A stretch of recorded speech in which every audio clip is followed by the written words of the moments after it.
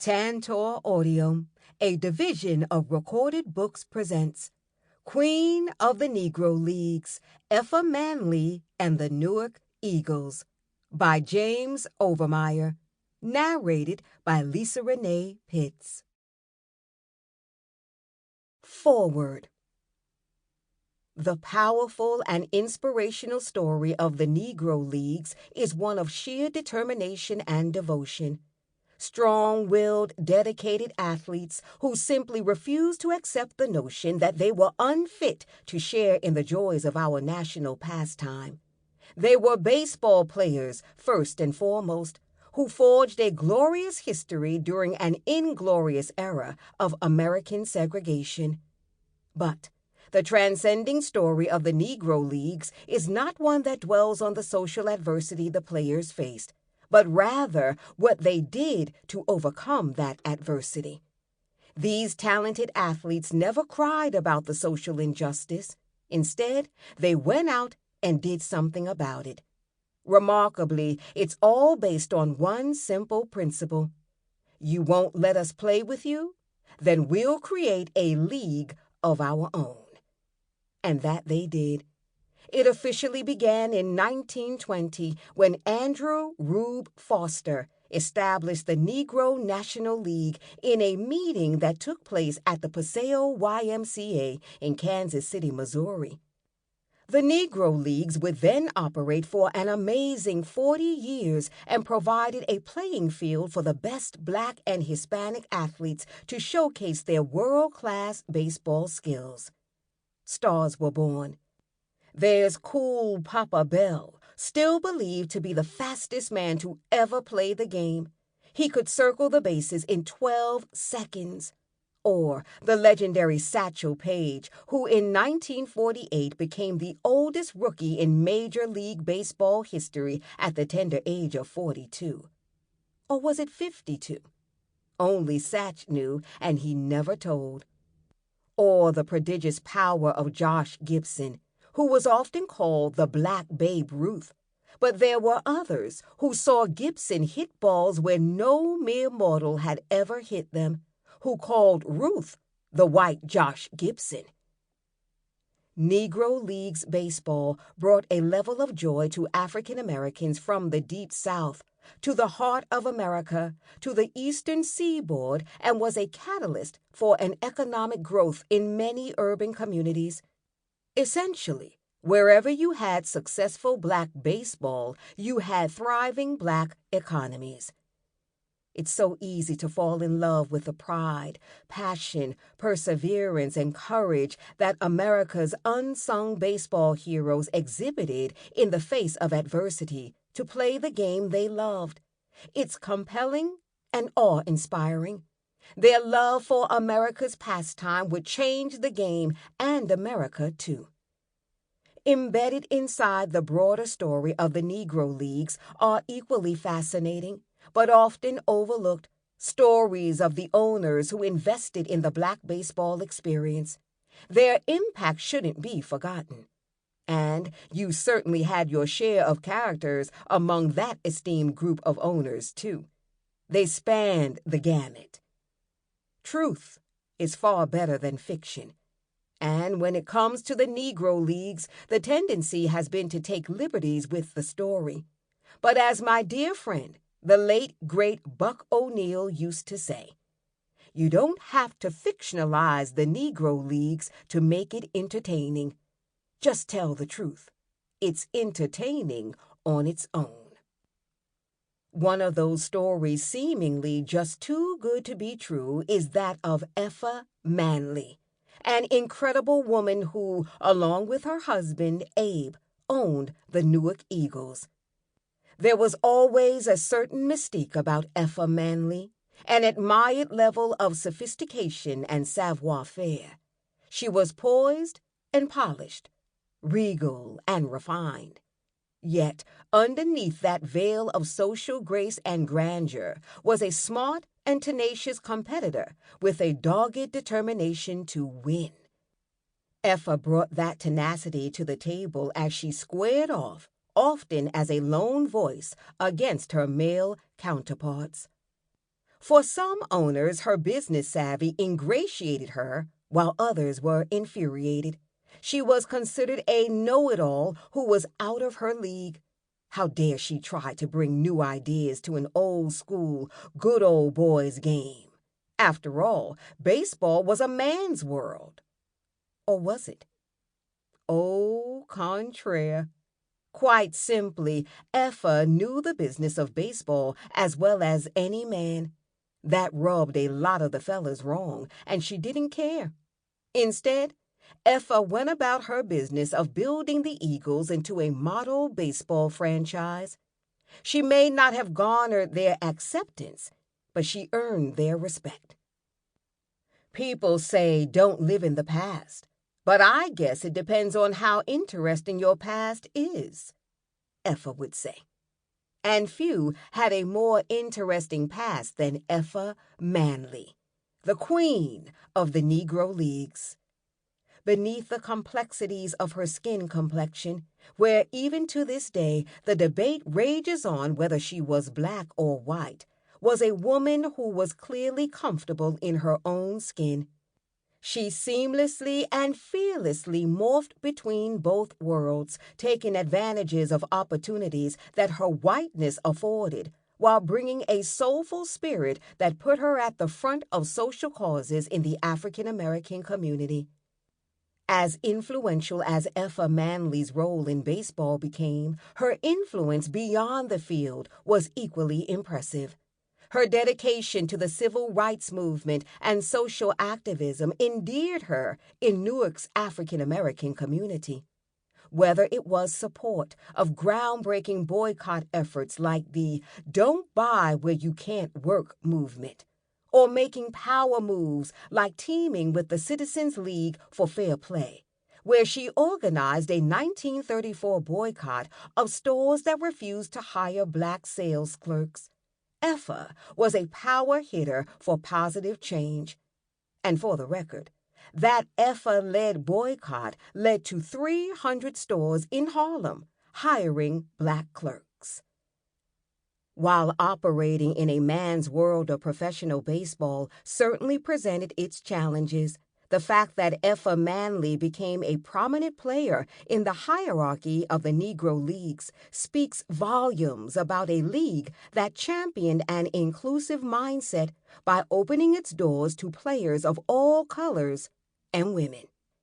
It's appropriate and honorable to tip our collective caps to Minnie Forbes for her pioneering role, and to those baseball-playing trailblazing women, Toni Stone, Mamie Peanut Johnson, and Connie Morgan. All hail the Queen! Author James Overmyer brilliantly brings Effa's complex and impactful story to life through the pages of this remarkable book, a career that earned her place as the first woman to be inducted into the National Baseball Hall of Fame in 2006. Truth be told, the story is almost too good to be true. But it is, and it leaves us all wondering how we didn't know about this provocative, insightful, and powerful woman. Bob Kendrick, President, Negro Leagues Baseball Museum. Introduction. I'd like to be able to say I got my inspiration to write about Negro League baseball by having seen the great black players and teams play before professional ball was integrated. That's what originally piqued the interest of some of the best writers on this subject. Unfortunately, by the time I was old enough to be a baseball fan, the Negro Leagues had nearly faded away into history. I knew about Satchel Paige, but mostly just as an extraordinary player who had somehow broken into the white big leagues at a very late age, as baseball years go. I never gave a thought as to where he had been before that. I was dimly cognizant that my favorite player, Ernie Banks of the Chicago Cubs, had started his career with a Negro League team called the Kansas City Monarchs. However, I think I regarded the Monarchs as some sort of semi-professional club, maybe not even of minor league caliber. I was, to a nearly perfect extent, ignorant of the Negro Leagues until one day when my wife Ellen and I took a drive to Cooperstown, New York, home of the National Baseball Hall of Fame. I had a Society for American Baseball Research, SABR, meeting to attend. She would enjoy herself more by touring the Hall's museum. On the way out of the village, out of the blue, she asked, "Who was Effa Manley?" I, being infinitely knowledgeable about the national pastime, answered, "Who?" "Well," she said, "her picture's in the museum. She did all sorts of progressive things to make Negro League baseball better, but the caption on her picture just calls her the glamour girl of the Negro Leagues." Being sensitive both to women whose accomplishments aren't properly recognized and to those described as sex objects, she was naturally concerned and had thought of a way to make things right. "You ought to write an article about her." But some topics have a way of setting their own agendas, and it soon became clear that Effa Manley deserved more than a magazine article. The more I researched, the more I found evidence of a remarkable woman who unstintingly bucked both racial and gender prejudice to make her mark in the 1930s and 1940s. And I found out that the baseball played in the Negro Leagues was something special, too. The secondary theme of this book, after telling Effa's story, is to tell about her much-admired Newark Eagles and the league they played in.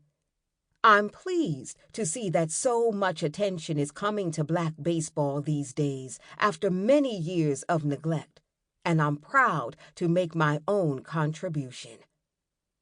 Farthest from my original expectations, I found myself telling about Newark, New Jersey before and during World War II.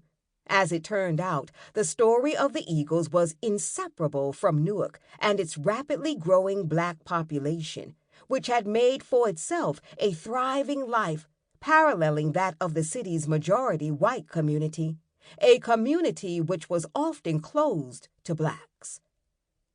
Many things have been discovered about Negro League baseball since the first version of this book was published in 1993, as historic newspapers and other period documents have been made available to Internet researchers. But the most compelling reason for the revised edition is to put an Eagles cap on Effa Manley's career. When she died in 1981, only 10 Negro Leaguers were enshrined in the Hall of Fame, a vastly inferior number compared to many acknowledged stars on those leagues, consigned to second-rate status because of professional baseball segregation. In the following 25 years, only 8 more of those men dribbled into the Hall.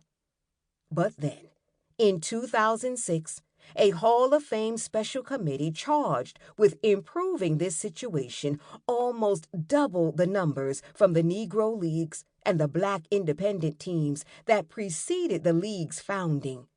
17 more figures were enshrined. Given the predominantly male tilt of professional baseball, one might have expected the previous sentence to have read, 17 more men. But there were only 16 guys. The other honoree was Effa Manley, one of 4 Negro League owners voted in for their running of successful teams and other contributions to Black American culture. In her case, her constant campaigning for equitable treatment for blacks, including, in fact, increasing their Hall of Fame numbers. I was a member of that special committee, and it's still my most gratifying accomplishment in my years of researching and writing about baseball. A book is an enormous undertaking, and before it is finished, the writer owes many debts of gratitude. One of my largest is to my original editor, David Beasel, who successfully campaigned for the selection of the manuscript as the first choice in Scarecrow Press's American Sports History series, then oversaw the project to successful publication. And recently, Kristen Karniski, sports acquisition editor for Rowman and Littlefield Publishers, the eventual owners of Scarecrow, came up with the excellent idea of bringing Effa's story up to date with a Centennial Edition to be published in this, the 100th anniversary year of the founding of the first Negro League. But it is not an understatement to say there never would have been a book in the first place without the aid of Dr. Lawrence D. Hogan of Union County College near Newark. Before I even met him, Larry had been instrumental in having the Eagles' business files, abandoned in the mid-1950s when Effa Manley moved from Newark, but discovered by the new owner of her former residence, donated to the Newark Public Library. The files opened a door directly into the Eagles' office during those years, and those of us who do research into black baseball would be much poorer without them. Larry made many of the photographs in this book available from his large collection and granted me access to transcripts of interviews he and Thomas C. Guy Jr. had videotaped for their Negro League documentary, Before You Can Say Jackie Robinson. Reading through the 11 years of voluminous Eagles team files took some doing, and I am indebted to the patience and assistance of the folks who oversaw the New Jersey room of the Newark Public Library when I was doing my research, in particular George Hawley and James Osborne. Thanks always to the National Baseball Hall of Fame Library, which never lets me down when I need research, but in particular to Robert Browning, who made Effa Manley's scrapbook, another rare original resource, available while he was on the staff. I conducted a number of personal interviews, and everyone to whom I spoke was helpful, but some subjects stand out, particularly two former Eagles players, Monty Irvin and Maxwell Manning, whose reminiscences went beyond recounting their playing experiences and included thoughtful commentary on what it was like to be a Negro leaguer and to live in Newark in those days.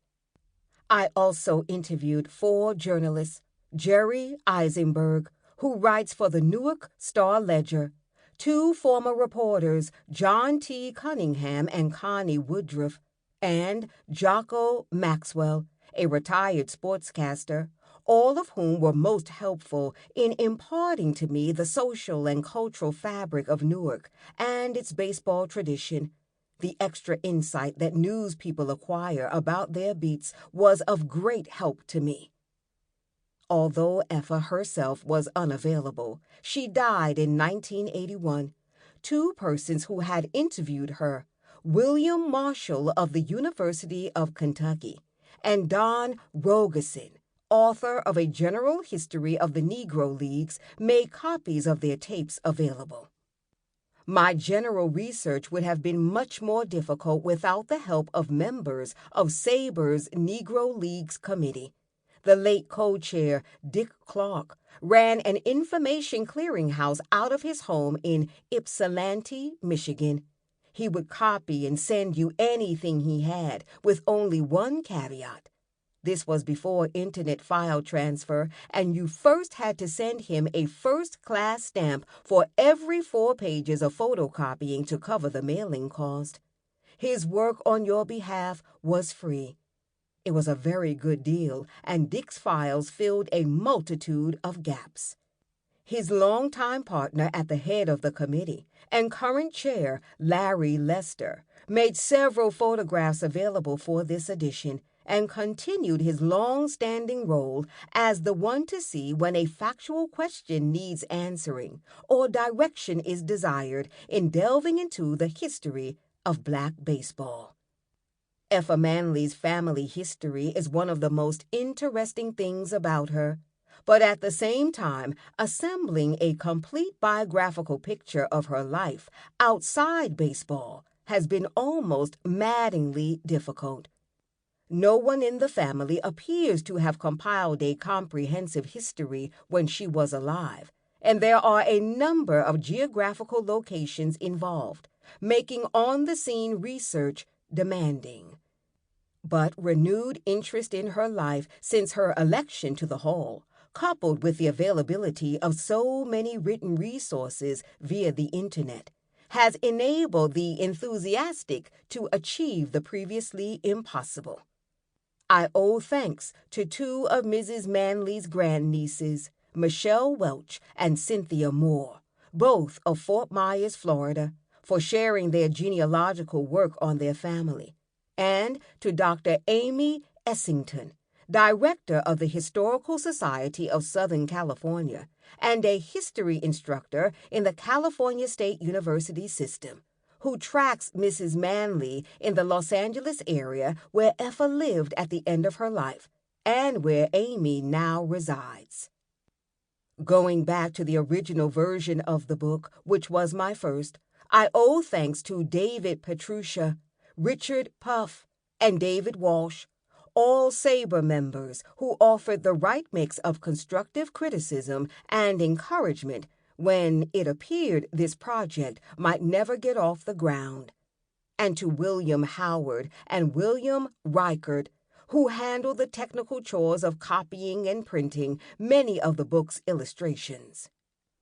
A word on the Negro League batting and pitching averages used in the book. Contemporary statistics for individual players were notoriously incomplete and were often not even regularly published by the Black Leagues. To remedy this, serious researchers, many of them members of the SABRE Negro Leagues Committee, have poured through old newspapers for the past several years to compile as accurate a statistical picture as possible of the Black Leagues. At the current time, the Negro Leagues database at the website seamheads.com, which has incorporated other historians' statistical research in addition to its own, has the most comprehensive stats available. The ones included in this edition come from there. Finally, thanks to Ellen, who saw her simple suggestion evolve into a role for herself as a critic and one-person emotional and logistical support group. 1. Introducing Effa. Invest your best years in baseball, and your profits will include some good stories to tell. Perhaps a single story will sum up all those years. This is Effa Manley's.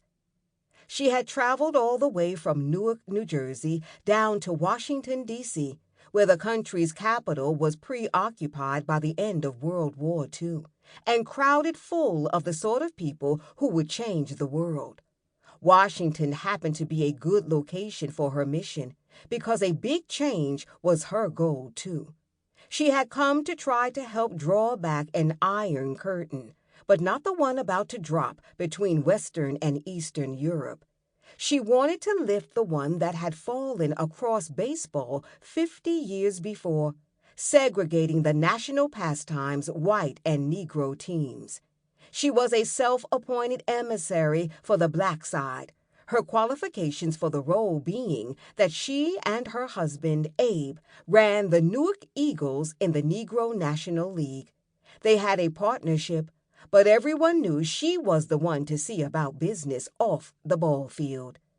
This was so even though at that time women baseball executives were nearly as non-existent as, say, a black baseball player in the white baseball organization called the Major Leagues.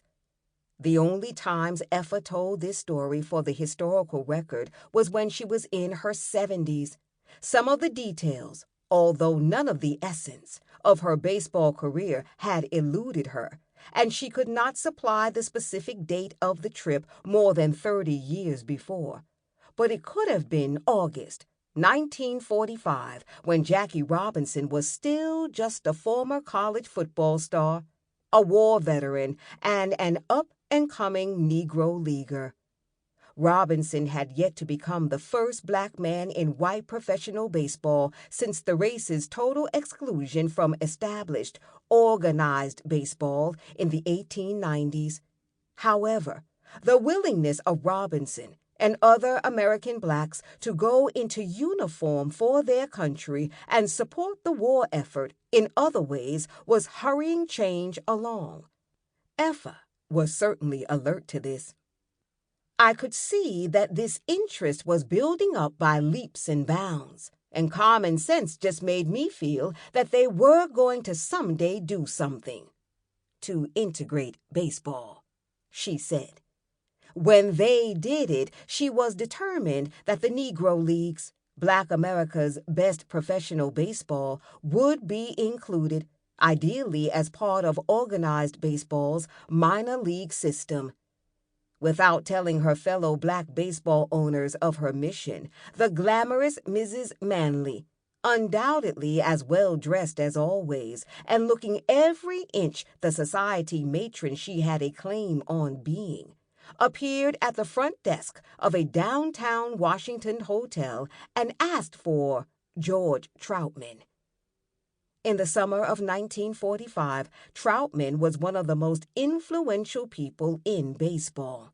He was president of the American Association, one of the highest-ranking minor leagues, and in a year and a half would become head of all the minors.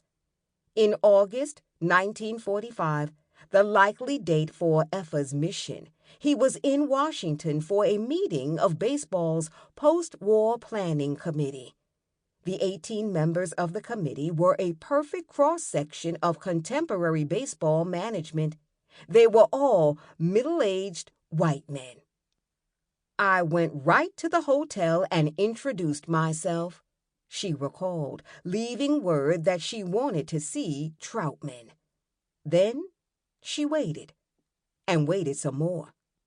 Finally, the executive sent his wife down to see her. He executed a neat maneuver, the double brush-off, since Effa came from not one, but two of baseball's outsider groups, blacks and women. It was, she figured, his way of saying, I don't give a darn.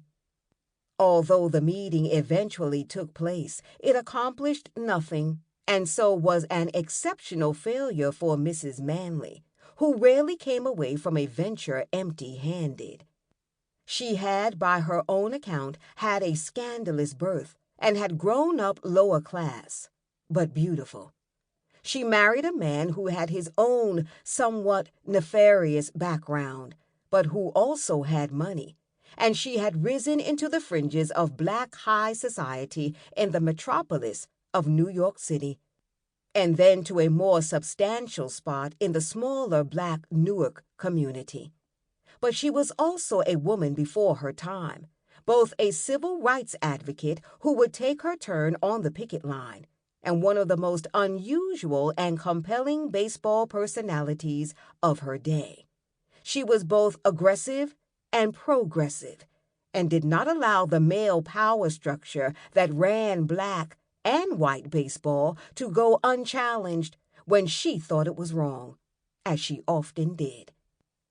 There being no organized feminist movement in her day, Effa Manley simply made her point about women's abilities by being what she was. Her socialite demeanor barely concealed a hard-headed business person who never shrank from mixing it up with anyone's old boy network. While the episode in Washington was not the only time a figurative door had been shut in her face, it was also true that she rarely shrank from controversy, and most often tried to open those doors with a figurative, sharp kick.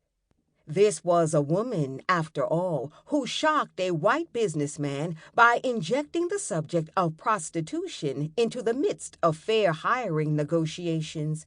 chastised a ballpark spectator who dared denigrate her beloved black baseball, castigated her fellow Negro. Sample complete. Ready to continue?